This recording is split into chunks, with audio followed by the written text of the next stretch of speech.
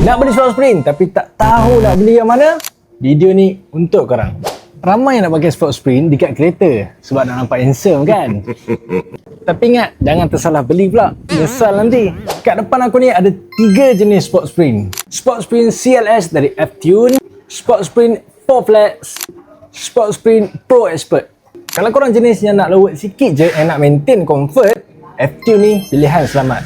Tak keras sangat and sesuai untuk family car. Kalau korang jenis yang nak fokus performance, nak corner yang sedap and nak yang keras, korang boleh ambil 4 Flex. 4 Flex ni memang padu sebab dia lebih pendek dan lebih keras antara tiga-tiga ni. Tapi kalau korang jenis yang nak comfort dalam masa yang sama nak performance juga, macam mana kan?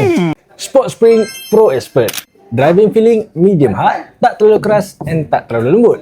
Drive sedap, corner pun rasa confident sebab dia balance antara performance dan juga comfort. Korang drive macam mana? Team performance ke? Team comfort? Cuba komen sikit kat bawah. Nak kami recommend ikut model kereta korang? PM kami sekarang. Jangan salah pilih tau. Sekali dah beli, biar puas hati. Padu kita lepas sesuatu baru.